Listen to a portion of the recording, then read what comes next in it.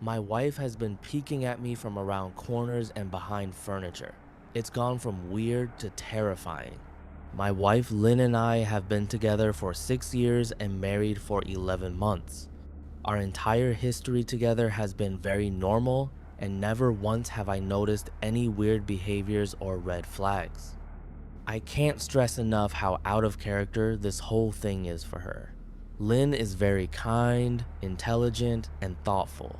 She's always been the no-nonsense type of person. Being childish or trying to scare me is not something she normally do. She doesn't even like watching horror movies. When we first started dating, she agreed to watch The Shining with me because she knew how much I loved horror. She was so scared that she didn't even make it through half of the movie before we had to turn it off. She isn't into anything creepy and has never been into pranks. It's just not her cup of tea, and that's fine, but that's what was so strange about this. It's just so unlike her. I should also add that she never had any mental health issues, and as far as I'm aware, it doesn't run in her family. I know some people are able to hide their mental health problems, but in the 6 years we've been together, I think I'd have seen some sort of sign. 2 months ago, I was in the kitchen making myself some coffee before work. I was running a bit late that morning and knew I wouldn't be able to make it to Dunkin' Donuts for my usual morning fix. I took a sip of my coffee as I hurried down the hall towards the front door, when I happened to notice Lynn peeking at me from around the corner ahead of me. I could only see her eyes, and a strand of her long dark hair hanging against the wall. The rest of her body was concealed behind the corner. I nearly spilled my coffee when I saw her. I did burn the shit out of my lips. "Geez, Lynn," I said, wiping a few drops of coffee from my pants. "You scared the shit out of me." She immediately popped out of view like a little kid that had been caught. I heard her scurry off towards the living room, and by the time I got to the front door, she was out of sight. It was really weird and just totally out of character for her, like I said, but I also found it kind of funny that she was being more playful and a little less serious. I shouted that I loved her and called her a weirdo. As I shut the door behind me, I heard her laughing. Her behavior was a bit odd, but it certainly wasn't something to call a priest over. I forgot about it by lunch, and by the time I got home, she was her normal self. I didn't bring it up, and neither did she, and life went on. The next incident happened 3 days later. It was around 2 a.m. and I had woken up to get a drink. I was standing at the kitchen island, jug of OJ in hand, when I felt a strong feeling that I was being watched. For whatever reason, I looked down at the floor and saw my wife's smiling face staring back. She was peeking at me from the other side of the island, staring up at me with wide, unblinking eyes and grinning like the Cheshire Cat. I screamed, I'll admit it. Not out of irritation, but fear. For some reason, at that moment, I was scared. At the sound of my scream, Lynn scuttled backwards out of my view, her hands and feet smacking the tile floor as she hurried out of the kitchen on all fours. I didn't run after her, or even yell after her. I just stood there, frozen in shock, wondering what fuck had possessed her to do that. It took me a little longer than I'd like to admit to go back upstairs, but I eventually did. When I got to our bedroom, Lynn was lying on her side, asleep. Or at least pretending to be. I stood there for a while, watching her breathing to be sure she really was asleep. I had the feeling she might jump out at me the moment I got into bed, but she didn't. I climbed into bed and she didn't even move. Her breathing was soft and deep, and I was starting to wonder if I dreamt the whole thing. The next morning, I waited for her to come down for coffee, and after handing her a mug and kissing her cheek, I decided to ask her about it. "What was that about last night?" I asked, keeping my tone light so I didn't offend or embarrass her. She frowned over her cup of coffee, shaking her head like she had no clue what I was referring to. "You were peeking at me again. From over there," I said, pointing to the spot on the floor by the kitchen island. She followed my gaze, and when she looked back at me, she burst out laughing. She laughed so hard that I couldn't help but join her. "You creep me the fuck out sometimes, you know that?" I said. She giggled and set her cup on the counter and wrapped her arms around my neck. "You creep me out all the time, so I guess we're even," she teased. We said our goodbyes and left for work. As I drove, I kept thinking about how creepy it had been seeing her grinning at me from behind the island like that. The sounds her hands made on the floor as she crawled away. I told myself she was just trying to be silly, just trying to join me in my love of all things horror. It's not like I was afraid of her, but it still didn't sit right with me. I started seeing her peeking at me more and more. Sometimes she'd be peeking out from behind the couch or living room curtains. Once, she even managed to get inside her grandmother's old trunk that sits at the foot of our bed.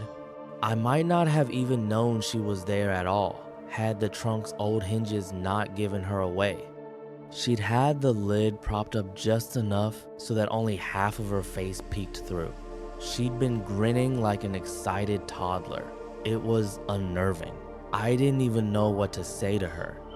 All I could do was stare. When I finally found my voice, I asked her why on earth was she doing this. She didn't answer, but she had slowly closed the lid, shutting herself inside the trunk. I just walked away, feeling disturbed. I didn't understand why she was doing it, but it clearly made her happy. I just hoped she would tire of the game quickly. Lynn didn't peek at me for the next 2 weeks. I started to think she was done with her weird prank and I was relieved. We were watching a show on Netflix one night and I jokingly said that I hadn't seen her peeking at me lately and that she must have given up on her spy game. She looked up at me with a small smile and said, "Maybe I've just gotten better at it." I didn't say anything, but I wondered whether or not she was joking. For the next few days, I couldn't stop thinking about what she'd said. Was she still peeking at me when I wasn't looking and I just hadn't noticed? And if so, what the hell was she getting out of this? I started to feel paranoid, constantly checking whether she was watching from around the corner or behind a door. I was jumpy whenever I was home and she wasn't in full view of me. I felt stupid and a little crazy. But after a few weeks without another incident, I began to relax. I stopped checking behind furniture and walls and told myself it was just a bad memory. Then, a few days ago, things got so much worse. Lynn left to go to a friend's, and I lounged on the couch and played a couple games on my laptop. Around 9 p.m., I hopped in the shower, and as I was washing the soap from my hair, I felt that awful feeling that I was being watched. I slowly opened my eyes and almost had a fucking heart attack. Lynn was peeking from behind the shower curtain, her entire head stretched into the shower, leaving just her body outside. Her long dark hair hung against the curtain, the ends dripping with water. Her mouth hung open in a terrible grin, eyes wide and red, as if she hadn't blinked in a while. I screamed and jumped back against the wall. She didn't move, nor did her smile waver. Her makeup ran down her cheeks in 2 black streaks. She looked giddy and completely deranged. I was fucking terrified. We stood like that for a few moments, neither of us saying a word. Finally, after what felt like forever, she slowly pulled her head back out of the shower, and I watched her blurry figure through the curtain as she moved backwards towards the bathroom door. A second later, the bathroom door slammed shut hard enough to rattle the mirror. I screamed again and jumped out of the shower to lock the door. I stayed inside the bathroom for over an hour. Maybe I overreacted to some of you, but joke or not, I wasn't gonna put up with the crazy shit anymore. That's what I kept telling myself as I paced in my bathroom, stopping to listen at the door every few minutes. Suddenly, I heard a muffled sound, and I pressed my ear against the bathroom door, straining to listen. I couldn't hear anything, but I envisioned Lynn standing on the other side of the door, giggling at her joke. I felt a surge of anger. I was beyond pissed at being made to feel scared in my own house and made to hide in the bathroom for an hour. All for what? Some joke? If it was a joke, it was an awful one. What the fuck, Lynn? I snapped. This shit is getting really fucking annoying. I waited for her to apologize or to call me a jerk. But instead, I heard a faint moan, so quiet I wondered if I heard it at all, and then complete silence. Lynn? I called out, not able to even hide the shakiness in my voice. I got no response, just my own heavy breathing. I swear to God, just fucking stop it, I yelled, pounding my fist on the door. I waited for her to cuss me out, something I would expect from me talking to her like that. I never screamed at her before, but there was nothing, just the occasional drip from the shower head. I won't deny that I was scared, too afraid to open the damn door and face my own wife. I waited another 30 minutes or so, which feels like a fucking lifetime when you're scared. Finally, I decided I wasn't going to spend the night hiding in my bathroom, so I got down on my knees and peered under the door. I almost expected to see her face peeking back at me, but thankfully I didn't. I could see straight down the hallway to the top of the stairs, but no Lynn. I didn't know if I should be happy about that or not. I looked for a few minutes, waiting to see her head pop up over the top step, but it never came. I stood up, my hand hovering over the door, and mentally prepared myself to open it. I slowly turned the lock with shaky fingers and was about to yank it open when I heard a sound that still makes me feel nauseous when I think about it. A moan, louder than before, but this time I was able to tell just where it was coming from. I turned my head to the closet door as if in slow motion and locked eyes with my wife, who was peeking out at me from the slight gap. Her eyes were still wide as ever and her mouth was hanging open in the most grotesque gaping smile I'd ever seen. I didn't even scream. I was too scared for even that. Her hands were clasped to her chest, body trembling with sheer delight, as if she could barely contain her excitement. A short, raspy moan bubbled up from her throat, deep and raw, sending a shiver through my entire body. Somehow I found the ability to pull the bathroom door open and ran as fast as I could all the way down the steps, snagging my keys and phone from the table in the living room before running outside to my car. I could hear her shrill laughter behind me, but I didn't hear her getting closer. I didn't bother shutting the front door. I drove away from the house faster than I legally should have, shivering the entire time, either from fear or the cold, maybe a little of both. I hadn't grabbed a coat or even a pair of shoes. I was still in my boxers and my hair was still damp. I drove straight to my brother Chris's house about 40 minutes away, ignoring any and every call and text I got. I didn't check my phone until I was safely parked in my brother's driveway. Lynn had called 4 times and sent a flurry of texts, all wondering where I'd gone and why I left like that. I threw my phone at the dash in a rage, furious at her nonchalant attitude. My brother and his wife were surprised to see me, especially dressed in just a pair of boxers, but told me to stay as long as I needed. Chris lent me some clothes and asked me what happened. I told him Lynn and I had a fight, but didn't get into the details. I didn't want him to think I was overreacting, leaving my wife over a prank, even if it was a strange one. I mean, hadn't I encouraged her for years to lighten up instead of being so serious all the time? I had wanted her to relax and loosen up, but this was definitely not what I had had in mind. I tried to sleep on their sofa, but my brain wouldn't let me sleep. Every time I closed my eyes, I saw Lynn's face staring at me from inside the closet. Knowing she'd been in there with me the entire time made my skin crawl. She'd never left the fucking bathroom at all. Instead, she slipped inside the closet and slammed the bathroom door shut to fool me. The mere thought of going back home gave me anxiety. I tossed and turned, unable to sleep.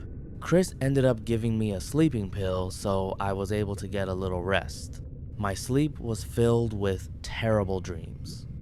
All of Lynn's smiling face.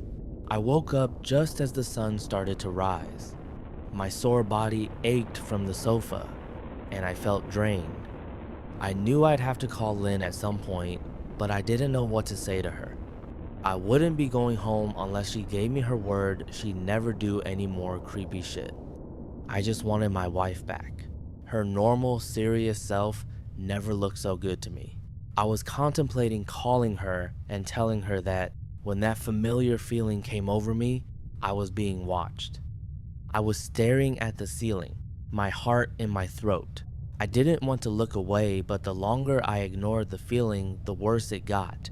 My eyes drifted away from the ceiling almost on their own. Her face was pressed up against the window beside the couch, staring down at me with that same gaping smile.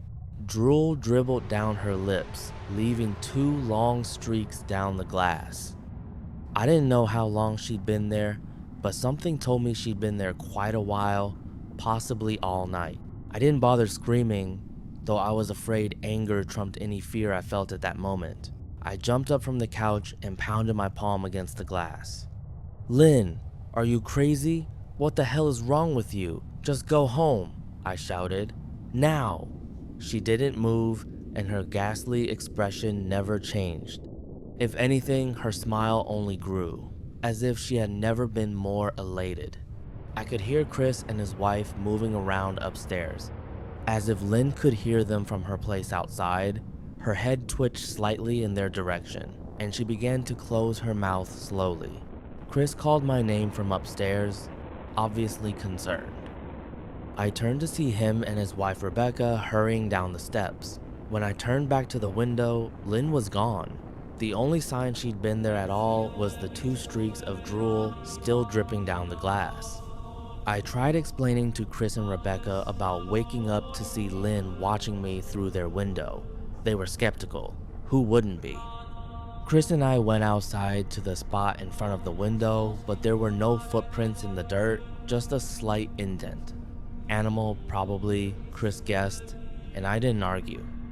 He and Rebecca assumed I dreamt the entire episode, but they didn't understand, and I was too tired to explain it to them. I called out of work that day and turned my cell off. I didn't want to face Lynn. Just talking to her was too much for me at that point. I really started to believe something was irreversibly wrong with her. That no matter what promises she made, we'd never be the same again. The thought saddened me to my core. I cried most of the morning. By noon, I figured I was ready to confront her. Give her one last chance to explain herself. I could at least give her that after 6 years, I told myself. I turned my phone on and saw the dozens of texts she'd sent, all from a seemingly concerned wife. "Can we talk? I love you. Please call me. I'm really worried. Can you answer? Just come home." And more of the same. All texts telling me she loved me and she wanted me home. How worried she was. Not a damn one addressing the crazy shit she pulled. Like she hadn't been acting like a character from a Stephen King book. Even her texts were different. She normally texted novels just to tell me to pick up a loaf of bread. You'd think she'd have more to say to me after her bizarre shenanigans. I know it probably seems childish to some of you who are miles away from this situation, but if you saw the way Lynn had looked at me, how she scampered away on all fours like some wild animal, grinning at me from inside the closet like a lunatic, then I think you'd find my reaction was warranted. I ended up staying with Chris and Rebecca for another night. I didn't wake up yesterday until afternoon, and thankfully I didn't see Lynn's face watching me through the window. I don't want to pry, because it's not my place. But is this fight something that can be mended? Rebecca asked. She'd made us both a sandwich for lunch, and I knew she wanted to breach the subject without seeming to be nosy. I don't know, she's like a different person. I said, choosing my words carefully. I still wasn't ready for her or Chris to know the full extent of the batshit craziness I had been dealing with. People change, Ben, but she's still the same woman you married. Maybe you both just need to talk through your issues. Whatever's going on, I'm sure it can be fixed, she said, ever the peacemaker. I think it's beyond that now. I don't think talking would help. I just don't trust her, I said. The words stung in my heart. I missed and loved my wife. But how could I live with someone like that? Living in constant fear didn't sound too appealing. Lynn loves you. She has to be absolutely crushed, she said. I don't know about that, I said.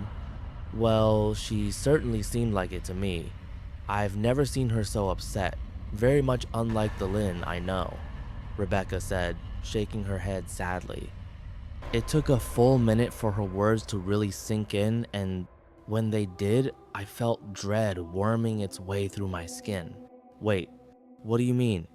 You saw her? You saw Lynn? I asked, my mouth suddenly dry.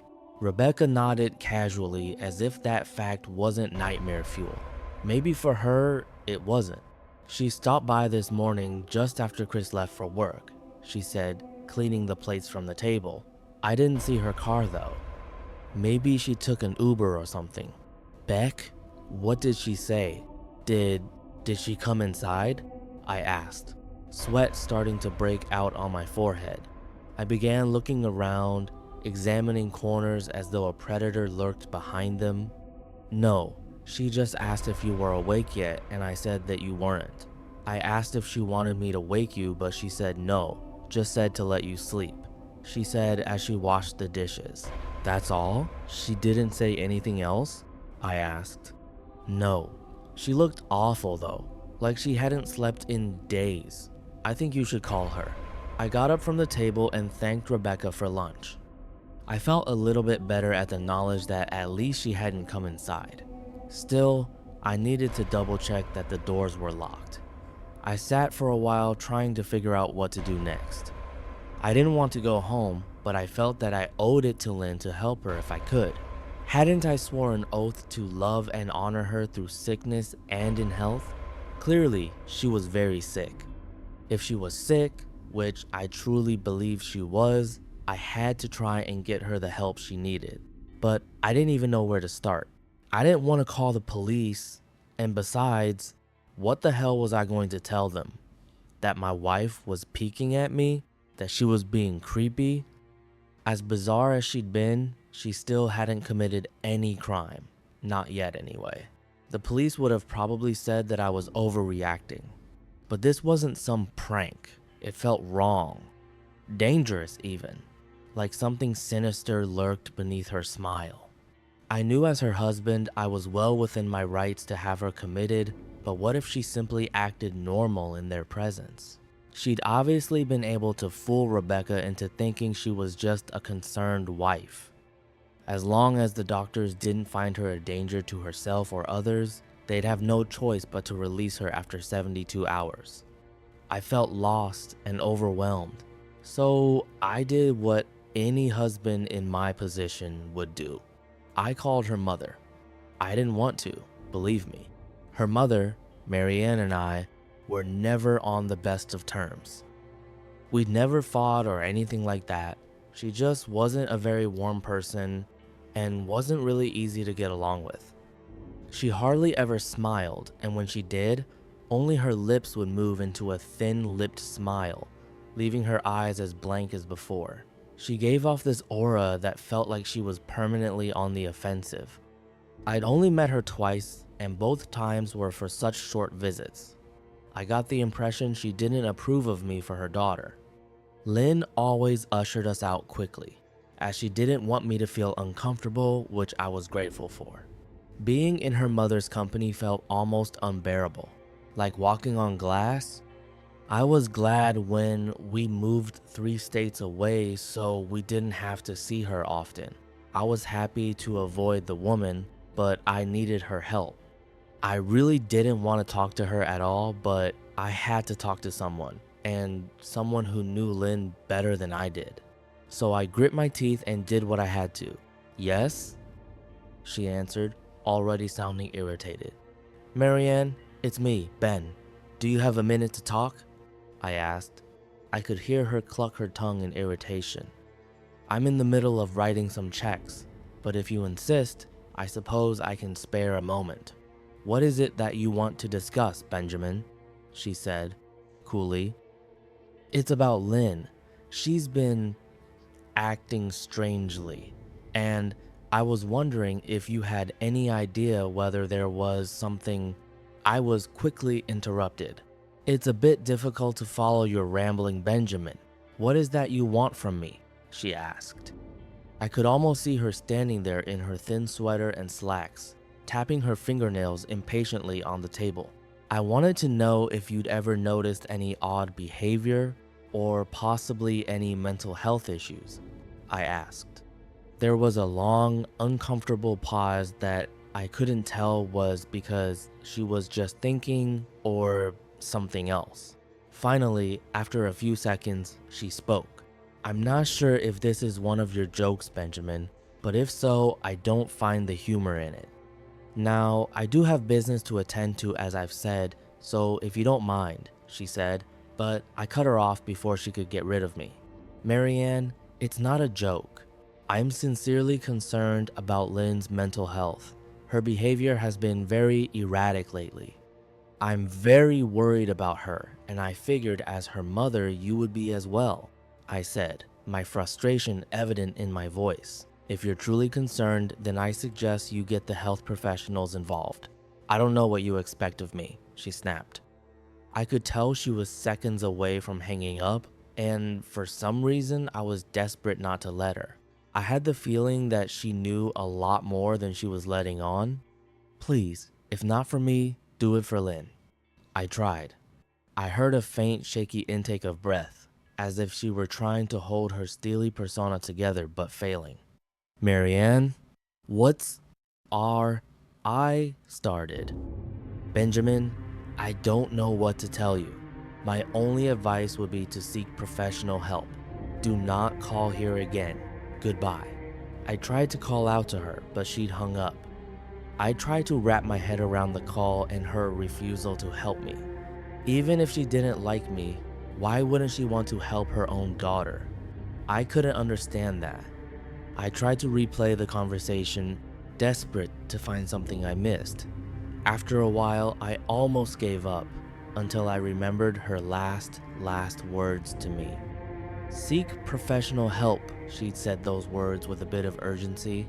I could have just been grasping at straws, but no, I was sure her voice had changed ever so slightly when she'd said that. As if they were very important. What had she meant? I assumed she'd been referring to medical professionals, but maybe she was referring to someone else. Someone that she didn't, for some reason, feel comfortable saying directly. Or maybe I was just desperate. I waited for Chris to get home, and after a very long and exhausting conversation with him and Rebecca, I convinced them that Lynn truly needed psychiatric help. I didn't tell them everything.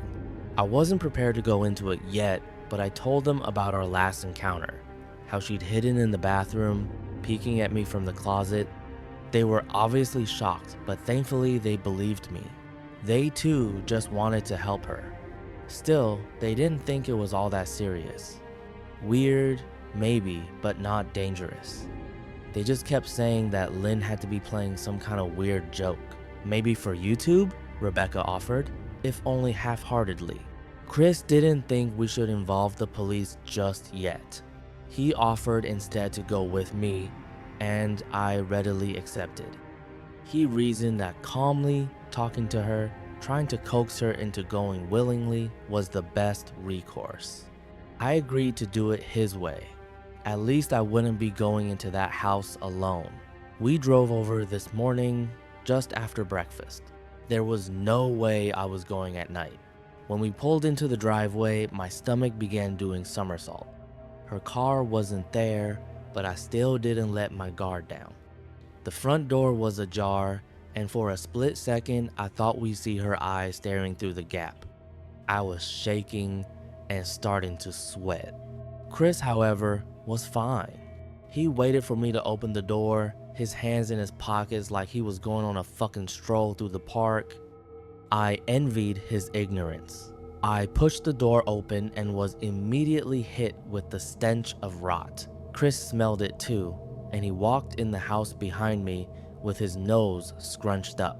"What do you guys use to clean the floors around here, shit?" Chris mumbled.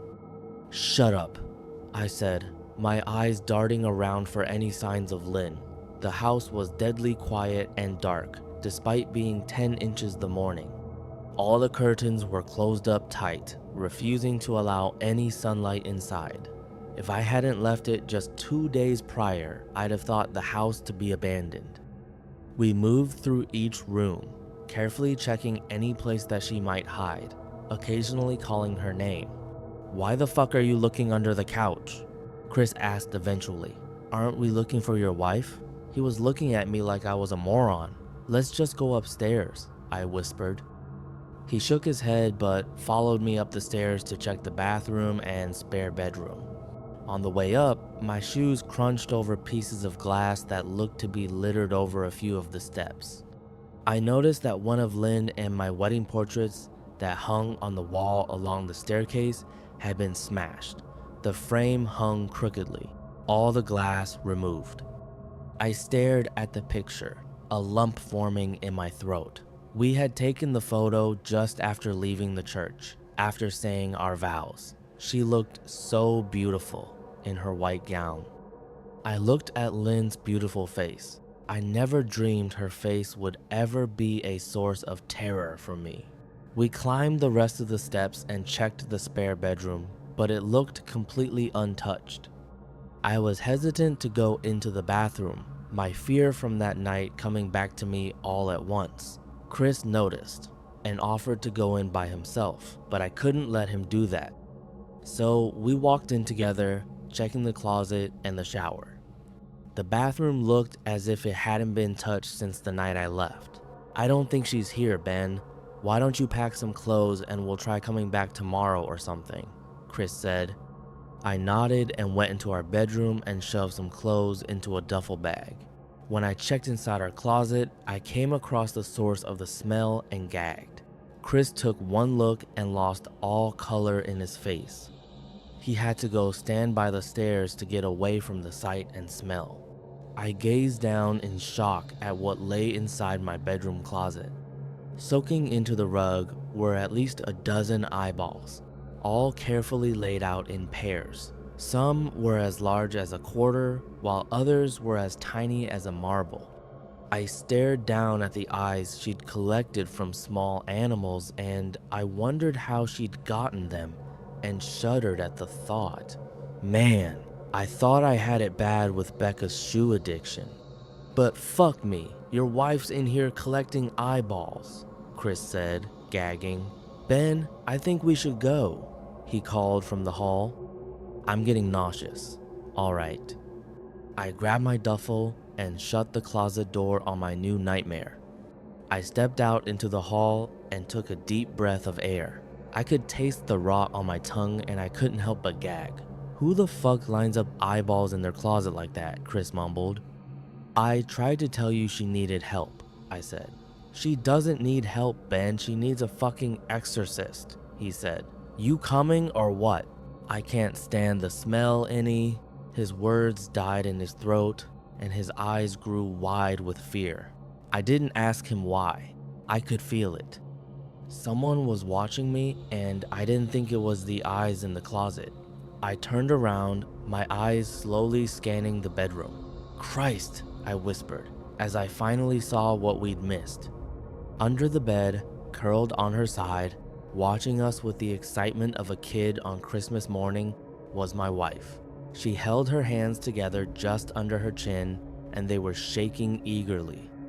Now that she knew she'd been found, I could hear the quiet noises she was making, a sort of hiccuping sound in her throat, as if the excitement was just too much for her. It was unnerving to say the least. Wide eyes and that same huge smile. Everything in me told me to run, but I forced it away. This was my wife. No matter how twisted, she was still the woman I married. I had to help her. Lynn, I said softly. She didn't respond, but her head bobbed back and forth in two quick little movements as if she were nodding. Baby, I just want to help, okay? Can you let me do that? I asked. I had taken a single step forward, approaching her like some kind of dangerous animal. I love you, Lynn, I said softly. taking another step closer. She let a tiny moan escape her wide open mouth, and I had to resist the urge to run. Her shoulders were starting to quiver, and her eyes grew as large as saucers. I crouched down so I could see her better, and immediately saw the blood. Her hands were covered in it. They trembled more the closer I got, as if she was barely able to contain herself. "Lynn, are you hurt? You're bleeding," I said. She bobbed her head again, her bloody fingers moving up and down as if playing an invisible piano. They occasionally grazed her chin, leaving smears of blood on her skin. I wanted to recoil in disgust. The smell that was coming off of her was revolting. I could feel the vomit trying to climb up my throat.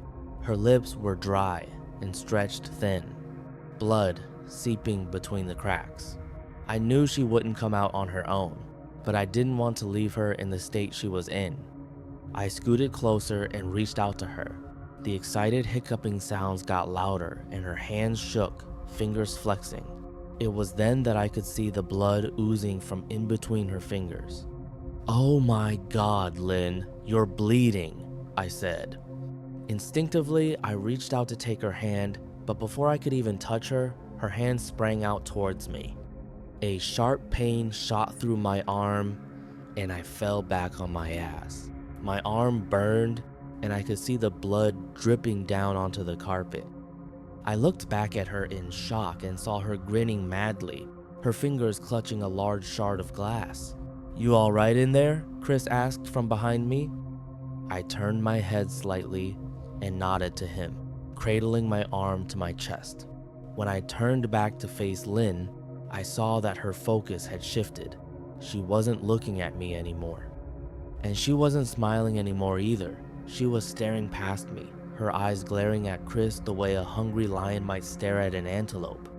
Her mouth was still hanging open, but it was twisted into a snarl.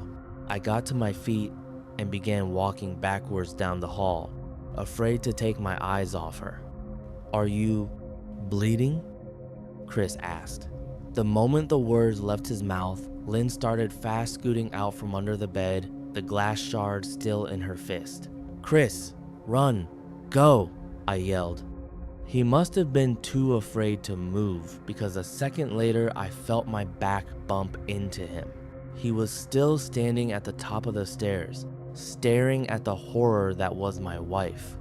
Lynn had crawled completely out from under the bed and stood in the bedroom doorway, her face twisted in rage. Her whole body was visibly tense. Blood ran down her fingers and onto the floor. "Jesus, Lynn," Chris said. "You, playing hide and seek?" I reached back and pushed him towards the steps. "Move your ass, Chris," I said as quietly but firmly as I could. Lynn bobbed her head in fast, sharp motions and began to grin, stretching her mouth open wider and wider so that her chin seemed to touch her chest. I heard Chris mutter a prayer, and then he was running down the stairs. I stood at the top of the steps, stuck between the love for a woman who clearly needed serious help and self-preservation. "I only want to help," I said, choking back tears.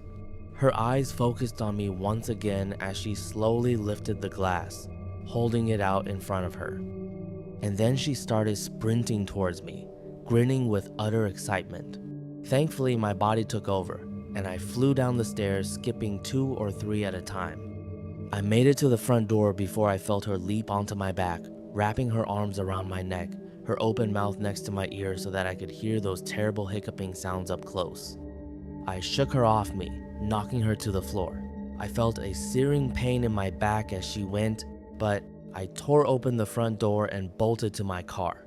Chris was standing in the front yard, talking on the phone with the police. I didn't say a word. I just ran to my car and jumped in. Chris took the hint and followed me. Still on the line with 911, I watched the rearview mirror, sure I'd see her there, running after us. But I never did. I went straight to the ER and got 11 stitches in my arm and 3 on my back. The police asked a lot of questions and went back to the house to do a search, but of course, Lynn wasn't there.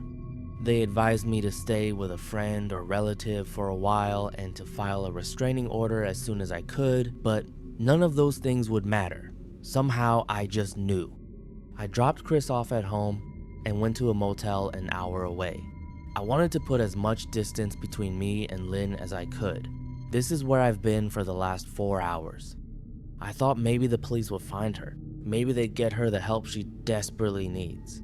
But now I don't think so. Because 40 minutes ago, I got a text from an unknown number. Just 3 words. I found you. And a picture attached. The picture was dark and grainy, but I instantly knew what it was. There was no mistaking my wife's eye. I started typing this out immediately after. I don't know what to do. I'm alone and scared, and I can't help but feel that I'm being watched. The next one. Something happened 63 years ago that's haunted me my entire life. I've never told anyone about it until now. It's official. I'm an old man. For the last couple years, I've comforted myself by saying I'm in my early 70s. But math is simple and unforgiving. Today is my 75th birthday, and God, the years do fly. I'm not here for your well wishes. This is hardly a milestone I'm excited about. I'm glad to still be here, of course, but I find I have less and less to live for with every passing year. My bones ache, my kids live far away, and the other side of my bed has been empty for just over 8 months now. In fact, once I cast my vote against that goddamn Trump this November, I may have nothing to live for at all. So spare me your happy birthdays and your congratulations, if you please. I'm here because I have a story for you, and it's one I've never told before. I used to think I kept it inside because it was silly, or maybe because nobody would believe it. I've found, though, that the older you grow, the more exhausting it becomes to lie to yourself. If I'm being perfectly honest, I've never told anybody this story because it scares me, almost to death. But death seems friendlier than it used to, so listen close. The year was 1950, the setting a small town in Maine.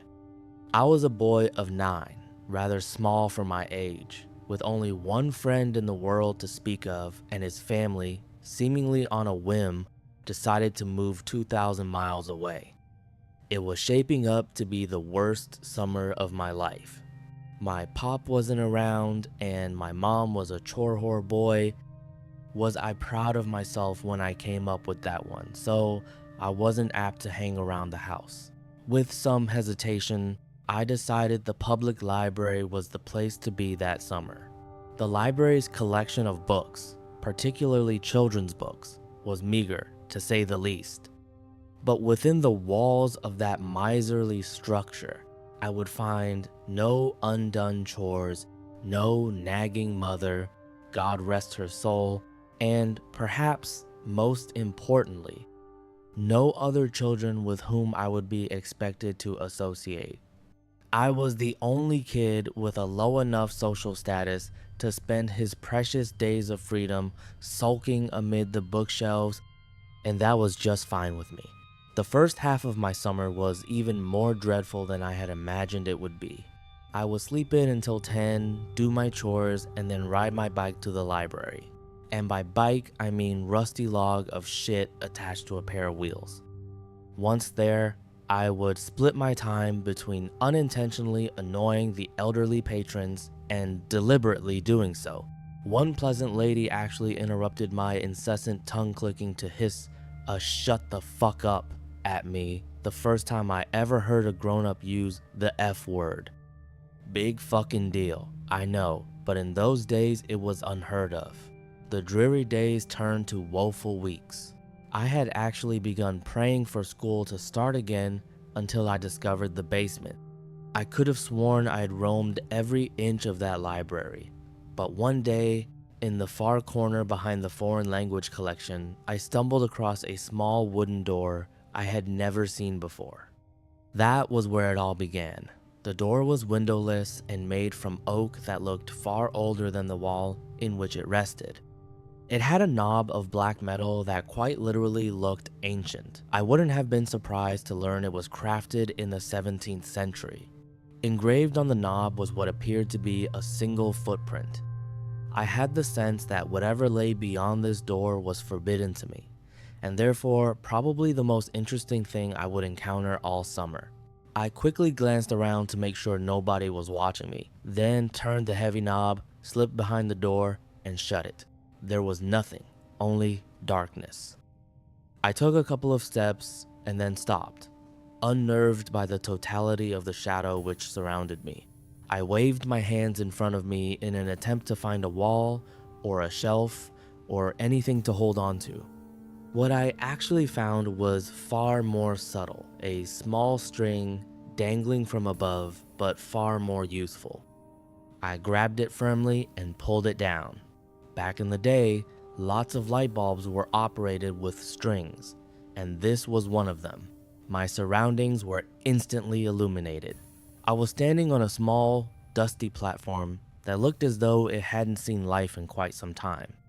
To my left was a crickety-ass spiral staircase made of wood and appearing ready to collapse at any second. The bulb was the only source of light in the room, and it was feeble, so when I peered over the railing to see what lay below, the bottom of the staircase dissolved into the darkness. I was beginning to feel scared. This place, wherever I was, seemed to have no business in a town library. It was as though I were in a completely different building. But no 9-year-old likes to let a mystery go unsolved. Looking back, I wish I could tell my prepubescent self to turn around, go back, do anything else besides descending that staircase. You'll be spared a lot of sleepless nights, I'd say.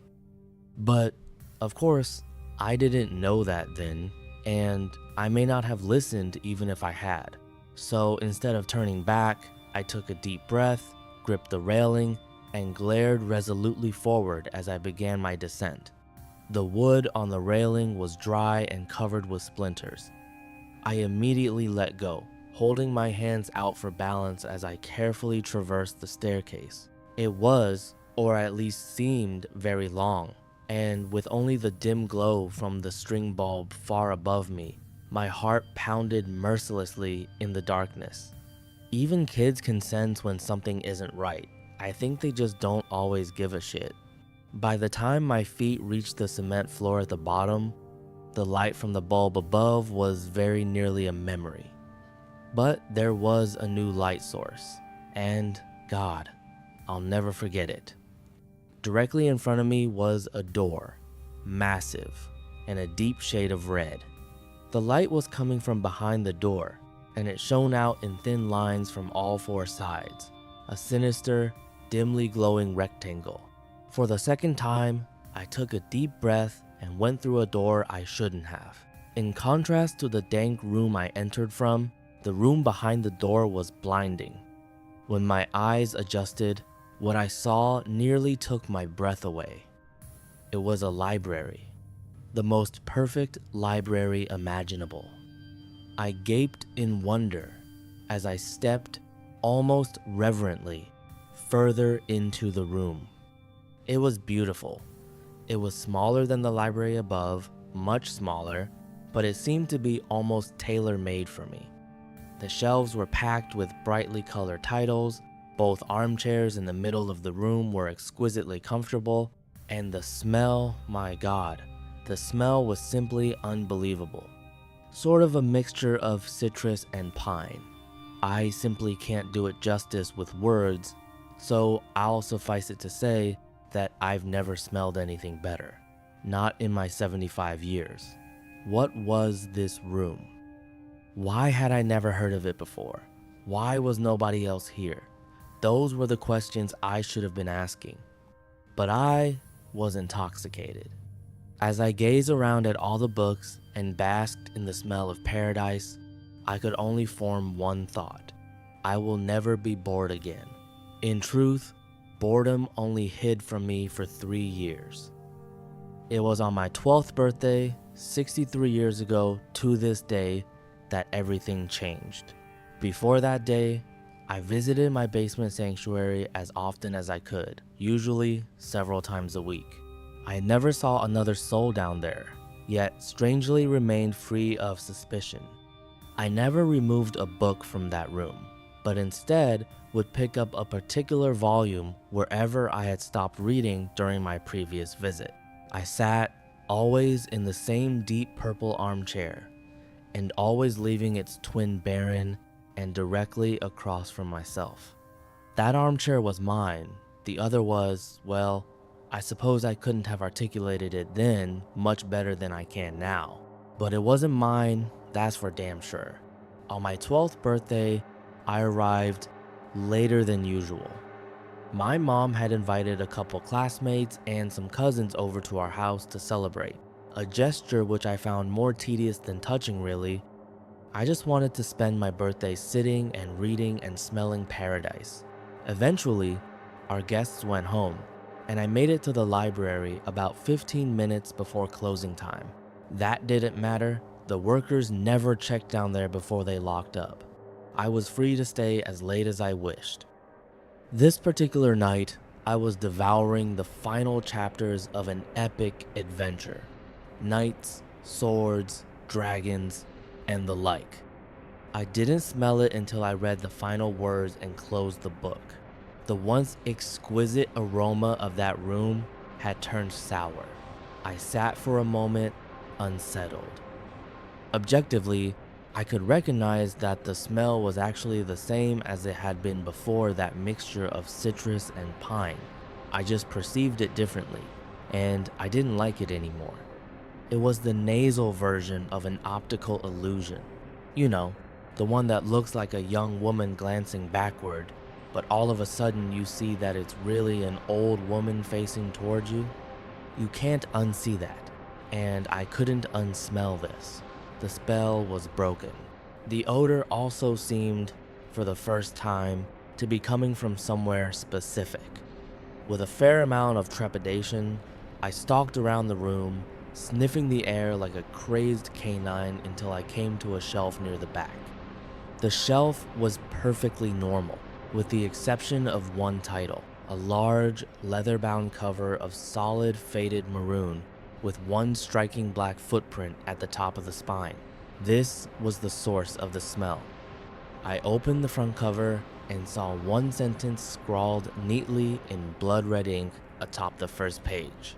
Rest your sorrows down, friend, and leave them where they lie. I stared at this sentence, mesmerized, as I began to retreat to my chair. I turned a page, blank. The smell became stronger. Another page, blank, and the smell grew stronger still.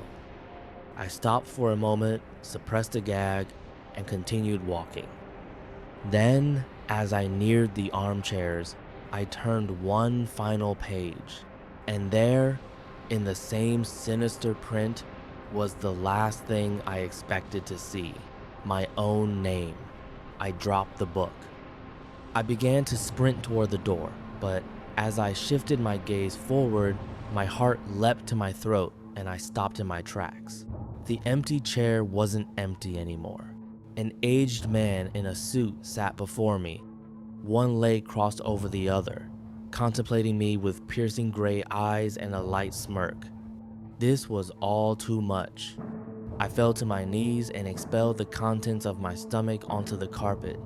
I wiped my mouth, staring at my vomit, when I heard the man let out a chuckle. I stared at him disbelievingly. "Who are you?" I asked, panic in my voice. The man leapt to his feet, grabbed me gently by the shoulders, and helped me to my chair. He sat, once again, in his own. "I fear we got off to a bad start," he said, glancing at the pile of sick on the carpet. "The smell. It does take some getting used to." "Who are you?" I repeated. "Tonight, you will know hardship like you've never before known," he said.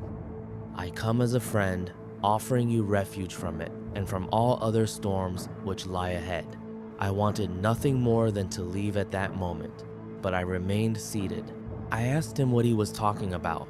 Your mother is dead, my boy, by her own hand, in her kitchen. The scene is gruesome, I must admit, he said in sorrowful tones, but was there a playful glint in his eye? Surely you wish to avoid this path. I can show you a safer one. My blood ran cold at the horrors this man spoke of, but I did not believe him. What do you want with me? I demanded, trying to sound braver than I felt. He laughed, an old, raspy yelp that seemed to shake him to his bones. Nothing but your friendship, dear boy, he said. Then, sensing I found his answer inadequate, he expounded. I want you to come on a journey with me. My work is noble, and you will make a fine apprentice. And maybe, when I'm done, he sighed tiredly, running his bony fingers through his thin white hair, maybe then, my work can be yours. I stood up, shuffling toward the door, but never breaking his gaze.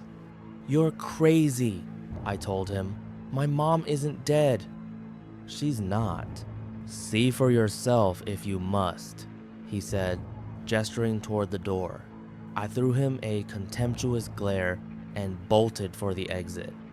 As my hand closed around the knob, he said my name softly. In spite of myself, I turned around.